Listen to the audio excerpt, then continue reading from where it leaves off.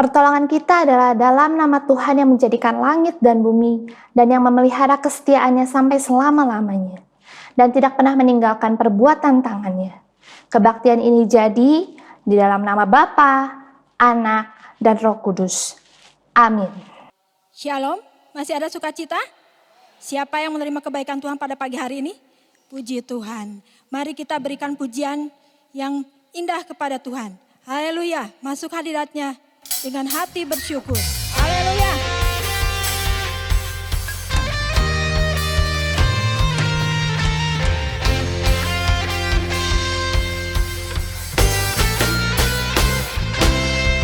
Masuk hadiratnya dengan hati bersyukur.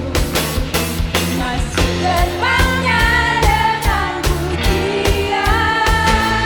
Bermazmurlah bagi Dia, nyanyikan Dia.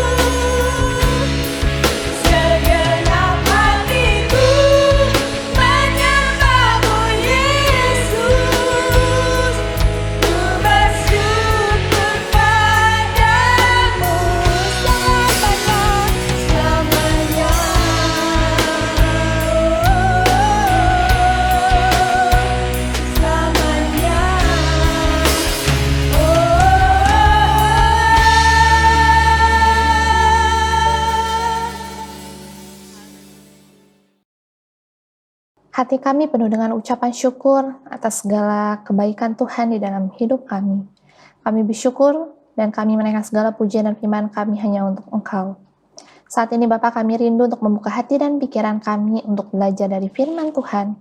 Biar Roh Kudus yang bekerja di dalam hati dan pikiran setiap kami, supaya firman yang disampaikan bukan hanya sebuah kisah, tetapi sungguh adalah firman yang hidup, yang boleh mengubahkan hidup setiap kami menjadi semakin serupa dengan Engkau. Berkati hamba-Mu dalam setiap persiapan, dalam firman yang disampaikan, supaya pesan yang disampaikan ini bisa dimengerti dan juga bisa menjadi berkat bagi kami semua yang mendengarkan hari ini. Di dalam nama Tuhan Yesus kami berdoa dan mengucapkan syukur. Amin. Mari kita buka Alkitab kita di dalam Mazmur 91 ayat 14 sampai 16. Sungguh hatinya melekat kepadaku, maka aku akan meluputkannya. Aku akan membentenginya, sebab ia mengenal namaku. Bila ia berseru kepadaku, aku akan menjawab. Aku akan menyertai dia dalam kesesakan. Aku akan meluputkannya dan memuliakannya. Dengan panjang umur, akan kukenyangkan dia, dan akan kuperlihatkan kepadanya keselamatan daripadaku.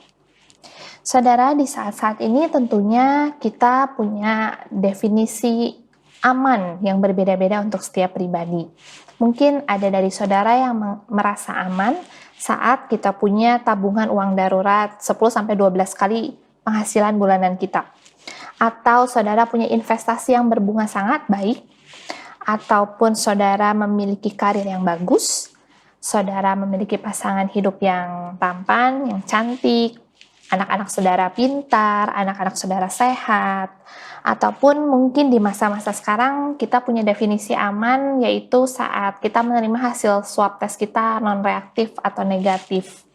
Atau kita punya alat-alat kesehatan di rumah yang super lengkap, stok oksigen yang cukup, stok obat-obatan yang lengkap. Apa yang kita upayakan mati-matian sebenarnya di dalam kehidupan ini untuk merasa aman? Salomo dulu pernah bilang bahwa semuanya itu adalah sia-sia. Dan pada kenyataannya sebenarnya semuanya itu tidak bisa menjamin kita ada dalam kondisi yang aman. Tidak ada jaminan 100%. Tidak ada kepastian bahwa kita akan benar-benar aman. Bukan hanya dari virus, saudara, tapi juga dari kejahatan, mungkin dari bencana alam. Kita tidak pernah tahu apa yang akan terjadi dengan diri kita. Menurut Bloomberg, saudara, di mana sih negara yang paling aman dari COVID? Saya baca ternyata New Zealand adalah negara yang paling aman dari COVID di seluruh dunia ini. Kenapa? Karena mereka hanya punya 3 kasus per 100.000 penduduk dan tidak ada kematian sama sekali selama sebulan terakhir dan punya akses ke beberapa jenis vaksin. Tetapi saudara, apakah dengan kondisi tersebut juga kita bisa bilang bahwa New Zealand adalah negara yang paling aman? Tidak ada jaminan. Tentu saja virus akan tetap bisa juga ke negara tersebut dan terinfeksi di sana. Dan kita semua ada di situasi yang tidak mudah saat ini. Semua lapisan masyarakat, kaya, miskin, tua, muda, semuanya berada di situasi yang sangat challenging, sangat sulit, saudara. Buat saya pribadi pun, dan bukan hanya saya saja, saya yakin saudara pun juga mungkin merasa bahwa gelombang coronavirus yang kali ini terasa sangat dekat dengan kita. Mungkin banyak di antara saudara-saudara yang kehilangan orang-orang yang terkasih, teman-teman, ataupun saudara melihat teman-teman saudara kehilangan orang tua, kehilangan saudara-saudara, kehilangan teman-teman lainnya. Sungguh-sungguh sangat dekat dengan kita. Dan bagaimana respon kita sebagai anak-anak Tuhan dalam kondisi yang seperti ini, saudara? Apakah respon kita saat kondisi kehidupan kita tidak sesuai dengan ekspektasi kita? Atau mungkin tidak sesuai dengan perencanaan kita? Apakah kita punya iman yang resilient? Resilient itu adalah daya lenting, saudara. Jadi saat di stretch, saat ada pressure, saat kita ada masalah, saat ada tantangan, kita masih punya semangat, kita masih punya daya untuk menyesuaikan diri. Saya baca di kamus, saudara, bahwa resiliensi adalah kemampuan umum yang melibatkan kemampuan penyesuaian diri yang tinggi dan luas saat dihadapkan pada tekanan internal maupun eksternal. Dengan kata lain, bahwa resiliensi itu adalah kemampuan menghadapi kesulitan. Saudara, di sini saya punya fettuccine. Saya harap saudara bisa lihat ya, fettuccine. Fettuccine ini tidak mempunyai resiliensi. Kenapa? Saat saya stretch, saat saya bengkokkan, saat saya kasih tekanan, saat saya kasih tantangan, fettuccine akan patah, saudara. Tetapi bandingkan dengan karet. Di sini saya punya beberapa karet ya, saudara. Karet ini mempunyai resiliensi yang sangat baik. Saat kita tarik, saat saya tarik, dia tidak putus. Dia tetap bisa memanjang ataupun memendek dan dia bisa kembali seperti semula. Inilah yang disebut resiliensi, saudara. Apakah iman kita seperti fettuccine yang saat kita menghadapi permasalahan, sakit, penyakit, tekanan ekonomi, hubungan relationship, iman kita patah dan kita menjadi kecewa dan putus asa? Atau kita bisa punya iman yang mempunyai resiliensi yang tinggi seperti karet? Justru saat sulit kita semakin beriman. Justru saat sulit kita semakin mendekat kepada Tuhan. Justru saat sulit kita masih bisa berharap kepada Tuhan dan tidak kecewa dan tetap setia. Tentu saja yang Tuhan inginkan kita semua memiliki iman yang kuat, iman yang tetap teguh di tengah badai. Dan tentu saja saudara, kita tidak bisa merasa aman kalau kita tidak punya iman yang resilient. Kita akan selalu merasa cemas kalau kita tidak punya iman yang kuat. Kita akan juga mungkin merasakan anxiety, merasakan kurang tidur saudara, ataupun menjadi lebih emosional, gampang stres, nggak bisa tidur, makan juga nggak enak. Bahkan saat-saat ini saya juga melihat beberapa orang yang saking cemasnya akan corona ini, batuk sedikit, dan langsung merasa itu seperti corona, saudara. Terus diare sedikit, dia langsung merasa, jangan-jangan ini corona. Banyak sekali orang mengalami kecemasan seperti itu di masa-masa ini karena memang situasinya tidak mudah sekali. Nah, saudara, kita sebagai anak Tuhan, kita diciptakan untuk hidup bergantung kepada Tuhan. Karena itu penulis Amsal berkata, janganlah memuji diri karena esok hari, karena engkau tidak tahu apa yang akan terjadi hari itu. Amsal 27 ayat 1. Kita tidak pernah tahu, bahkan jangankan besok, mungkin beberapa menit setelah ini ataupun beberapa detik setelah ini apa yang terjadi kita tidak pernah tahu. Hanya Tuhan yang tahu. Karena itu kita diciptakan untuk hidup melekat kepadanya selalu. Yang Tuhan inginkan lebih dari apapun dari diri kita bukan harta kita, bukan tenaga kita, bukan hanya air mata kita, persembahan kita, tetapi adalah hubungan. Dia sangat menginginkan hubungan dengan anak-anaknya, hubungan yang erat, hubungan yang benar-benar intim dengan kita semua sebagai anak-anaknya. Saudara, berapa kali di dalam Alkitab atau di dalam firman Tuhan kita mendapatkan undangan. Undangan dari siapa? Tentunya dari Tuhan Yesus sendiri untuk menguatkan kita. Undangan untuk setiap kita yang merasa lemah, yang berbeban berat, yang patah semangatnya, yang tidak ada harapan, yang tidak semangat, yang seolah semuanya hancur. Kehidupan mengapa seburuk ini kepada kita? Matius 11 ayat 28, marilah kepadaku semua yang letih lesu dan berbeban berat, aku akan memberi kelegaan kepadamu. Belum cukup saudara, Yesaya 40 ayat 29, dia memberi kekuatan kepada yang lelah dan menambah semangat kepada yang tiada berdaya. Kalau hari ini saudara merasa sangat lelah, kalau hari ini saudara merasa sangat letih lesu, saudara merasa beban saudara sangat berat, mungkin karena penyakit, mungkin karena pekerjaan, mungkin karena gaji saudara yang dipotong, mungkin karena saudara mengalami PHK, atau saudara mengalami ketegangan hubungan suami istri ataupun dengan orang tua dan anak saudara bersaudara, ataupun saudara merasa sendiri karena saudara lagi isolasi mandiri, ataupun saudara harus mengalami waktu-waktu yang benar-benar sulit di dalam hidup saudara saat ini. Saudara ingatlah bahwa Yesus adalah jawaban buat kita semua. Bahwa Yesus adalah tempat teraman buat kita. Yesus adalah jaminan hidup kita. Tidak ada jaminan 100% di dunia ini selain hidup di dalam Yesus. Saudara, siapakah Yesus yang menjadi tempat teraman buat kita? Ternyata di dalam firman Tuhan ada beberapa sosok pribadi Tuhan Yesus yang melambangkan perlindungan yang sempurna untuk kita semua. Mari kita lihat yang pertama, yaitu kota benteng. Dalam Mazmur dikatakan saudara, Untuk pemimpin biduan dari Bani Korah dengan lagu Alamot nyanyian. Allah itu bagi kita tempat perlindungan dan kekuatan. Sebagai penolong dalam kesesakan sangat terbukti. Sebab itu kita tidak akan takut, sekalipun bumi berubah, sekalipun gunung-gunung goncang di dalam laut, sekalipun ribut dan berbuih airnya, sekalipun gunung-gunung goyah oleh geloranya. Kota Allah, kediaman yang maha tinggi, disukakan oleh aliran-aliran sebuah sungai. Allah ada di dalamnya. Kota itu tidak akan goncang. Allah akan menolongnya menjelang pagi. Bangsa-bangsa ribut, kerajaan-kerajaan goncang. Ia memperdengarkan suaranya dan bumi pun hancur. Tuhan semesta alam menyertai kita. Kota benteng kita ialah Yakub. Saudara, Tuhan sebagai kota benteng kita bisa melarikan diri, mencari perlindungan kepada Tuhan, kota benteng kita yang teguh. Di mana ada saat-saat di mana kita harus bertahan di dalam situasi yang sulit. Kita tidak punya solusi. Kita tidak tahu harus berbuat apa. Yang bisa kita lakukan adalah bertahan, tetap tekun dan tetap setia. Dan kita bisa lari kepada kota benteng kita yang teguh. Yang kedua, saudara, siapakah Yesus yang menjadi tempat teraman, perlindungan yang sempurna untuk kita? Dalam Mazmur 62 ayat 8. Pada Allah ada keselamatanku dan kemuliaanku.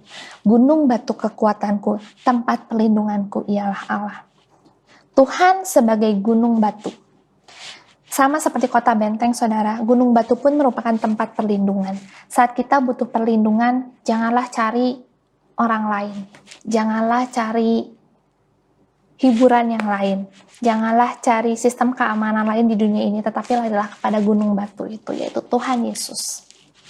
Siapa lagi, saudara? Tuhan sebagai perlindungan yang sempurna. Yang ketiga, Tuhan sebagai perisai. Dalam Mazmur 28 ayat 7. Tuhan adalah kekuatanku dan perisaiku. Kepadanya hatiku percaya. Aku tertolong sebab itu beria-ria hatiku. Dan dengan nyanyianku aku bersyukur kepadanya. Saudara, perisai itu dipakai saat seorang prajurit atau prajurit-prajurit itu berperang. Tentunya kalau tidak ada perang, perisai itu tidak terlalu berfungsi, saudara. Jadi ada waktu di mana di dalam hidup kita memang harus berperang, kita harus melawan. Misalkan melawan sakit penyakit. Kalau saudara Tuhan izinkan terkena virus corona, saudara yang pertama diserang oleh virus corona adalah mental. Jadi saat satu orang sudah merasa putus asa, desperate, merasa kecewa dengan kondisi, tentunya imun tubuh akan langsung drop dan tentunya kondisi tubuh juga akan cepat drop. Saudara, saat kita harus berperang melawan sakit penyakit, yang pertama harus kita kendalikan adalah pikiran kita. Bagaimana kita tetap bisa percaya bahwa Tuhan adalah perisai pelindung kita saat kita harus berperang. Ataupun melawan situasi kondisi keluarga kita mungkin yang sedang tidak dalam keadaan yang harmonis, ataupun membesarkan anak yang sangat sulit, saudara, dalam karakter, mungkin dalam pendidikan, dalam mengurus adik kakak, anak lebih dari satu juga itu merupakan tantangan yang berbeda. Saudara, ingat bahwa Tuhan adalah perisai kita. Tuhan adalah pelindung kita. Yang ketiga, saudara, pribadi Allah itu sendiri adalah Allah yang perkasa. Yesaya 9 ayat 5. Sebab seorang anak telah lahir untuk kita. Seorang putra telah diberikan untuk kita. Lambang pemerintahan ada di atas bahunya. Dan namanya disebutkan orang, penasihat ajaib, Allah yang perkasa, Bapa yang kekal, Raja damai. Allah yang perkasa, saudara. Kita selalu mencari perlindungan kepada orang yang jauh lebih kuat dari kita tentunya. Dan kita memiliki Allah yang perkasa, Allah yang maha kuasa. Segala kuasa tunduk di dalam namanya.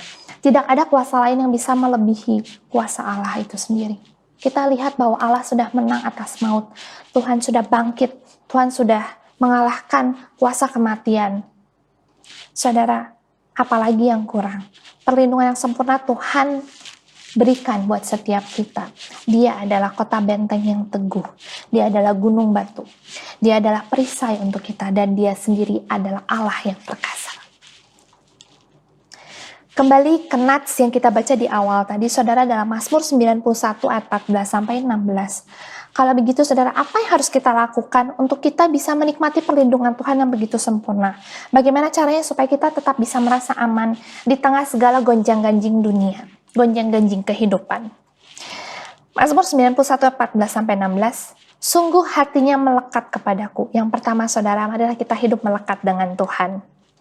Di dalam kasih tidak ada ketakutan. Kalau kita mengasihi Tuhan dan kita sungguh tahu bahwa Tuhan mengasihi kita, Tidak ada ketakutan.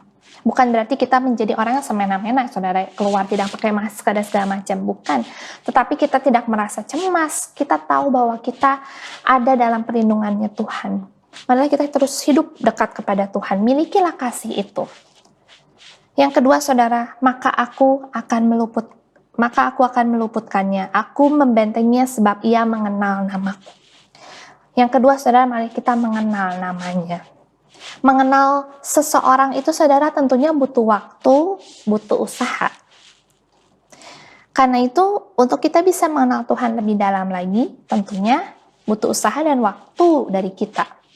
Tentunya kita perlu waktu untuk kita bisa membaca Alkitab, untuk bisa mendengarkan firman Tuhan, sehingga kita tahu apa isi hatinya, apa pikiran Tuhan, apa yang Tuhan mau di dalam hidup kita, apa yang Tuhan tidak mau di dalam hidup kita. Mari saudara manfaatkan waktu PPKM ini, waktu selama kita ada di rumah, lebih banyak waktu untuk di rumah, untuk kita semakin mengenal Tuhan.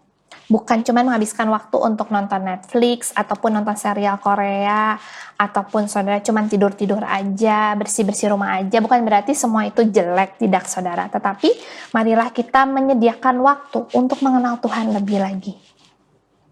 Yang ketiga, saudara, dalam Mazmur 91 ayat 15, bila ia berseru kepadaku, aku akan menjawab. Saudara, marilah kita berseru kepadanya. Tuhan pasti akan menjawab. Punyakah kita waktu doa? Punyakah kita waktu untuk berkomunikasi dengan Tuhan di dalam saat teduh? Saudara, marilah di waktu-waktu ini juga mungkin kita terbatas untuk bisa membantu orang lain. Misalkan kita tidak punya uang lebih untuk memberikan obat-obatan ataupun makanan untuk teman-teman kita yang kesulitan. Tetapi saudara, saya yakin dan saya percaya saudara bisa berdoa, bukan? Mari kita belajar berdoa untuk orang lain, bukan cuma untuk diri sendiri. Buat saya pribadi, saudara, situasi ini juga saya merasa tidak gampang.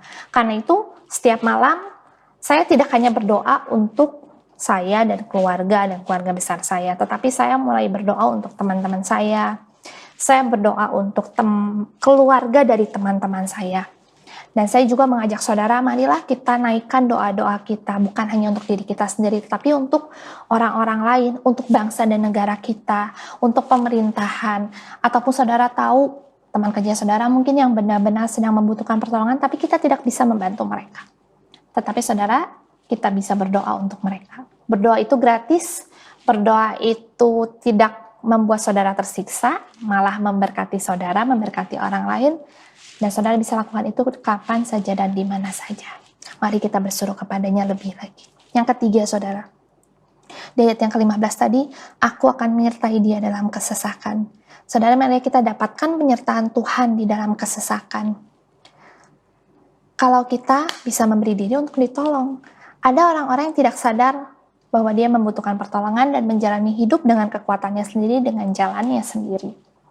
Itulah orang-orang yang imannya seperti pasta tadi ya saudara, tidak resilient, gampang sekali patah karena terlalu mengandalkan pikiran sendiri, mengandalkan sudut pandang dia sendiri, dan merasa dirinya paling benar. Padahal dia butuh pertolongan dari Tuhan, padahal dia butuh pertolongan dari orang-orang lain yang Tuhan tempatkan di sekitar dia. Mari kita dapatkan penyertaan Tuhan, nikmati penyertaan Tuhan walaupun dalam situasi sulit. Selanjutnya saudara, apa yang harus kita lakukan? Saat kita merasa mencari Tuhan, kita bisa merasa aman, kita diluputkan dan dimuliakan. Ini adalah reward ya saudara, ini adalah hadiah untuk kita semua saat kita mencari Tuhan sebagai perlindungan yang sempurna di dalam hidup kita. Tetapi diluputkan dan dimuliakan itu bukan berarti tidak ada masalah. Diluputkan itu masalahnya tetap ada, tetapi kita tidak sampai jatuh tergeletak, kita tidak sampai terjatuh dan tidak bisa bangkit lagi saudara.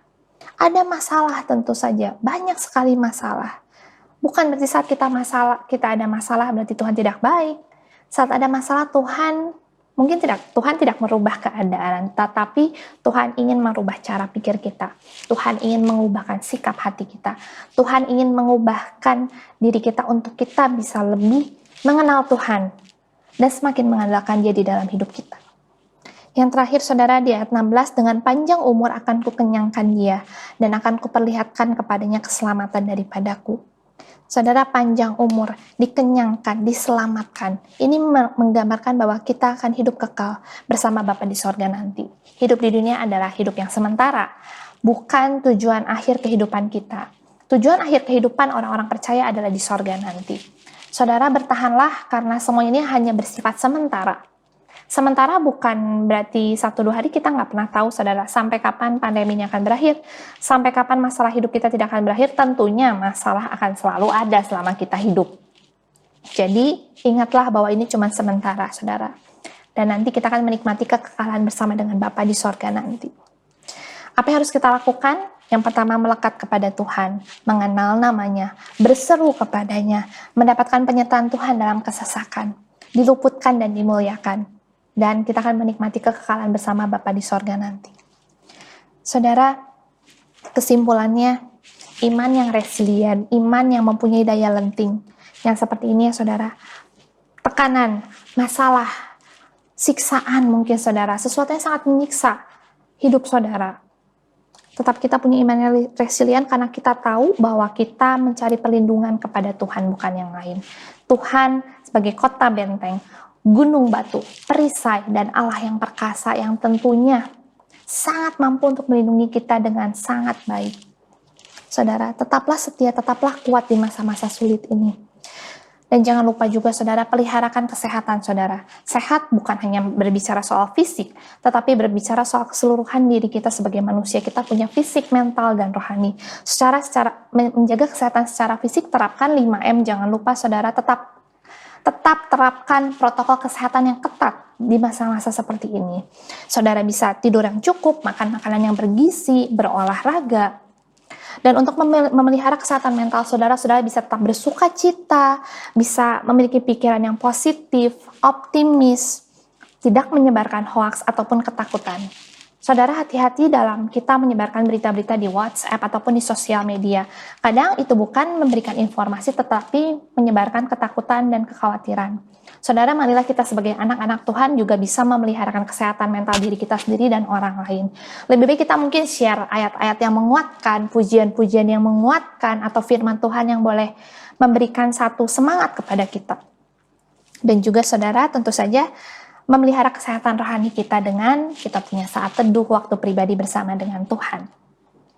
Saudara, marilah kita menjaga kesehatan fisik, mental, dan rohani kita, dan memiliki iman yang resilient, iman yang mempunyai daya lenting, yang bisa beradaptasi walaupun di dalam situasi yang sulit.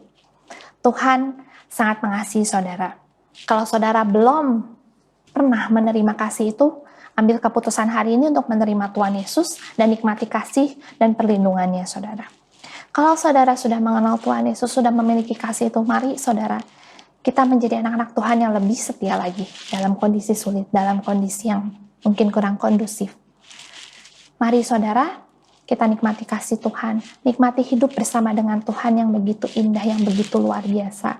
Hingga sampai nanti saatnya Tuhan panggil kita ataupun Tuhan datang kembali, kita bisa menikmati kekekalan bersama dengan Tuhan di sorga nanti. Saya harapkan firman Tuhan hari ini boleh memberkati saudara, dan saya harapkan saudara bisa dalam keadaan yang baik-baik, dalam keadaan yang sehat, dalam keadaan yang tetap bersuka cita.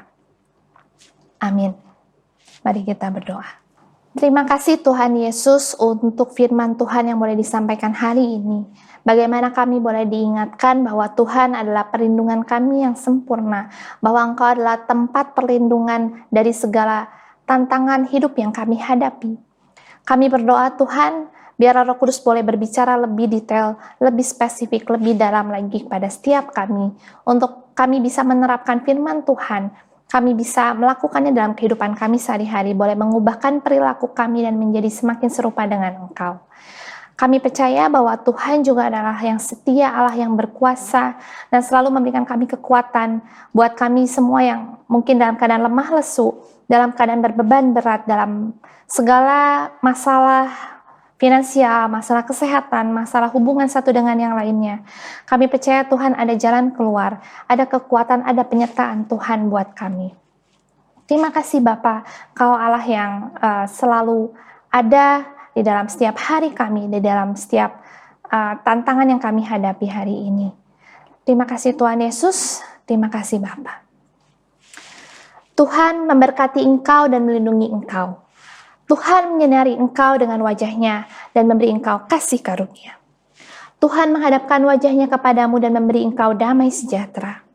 Kasih karunia dari Allah Bapa, anugerah dan damai sejahtera dari Tuhan Yesus Kristus, Juru Selamat umat manusia, persekutuan dalam pribadi Roh Kudus yang memberi penghiburan, kekuatan, dan pertolongan, selalu menaungi dan memberkati saudara-saudara sekalian hari ini sampai Maranatha kedatangan Tuhan Yesus yang kedua kalinya. Amin.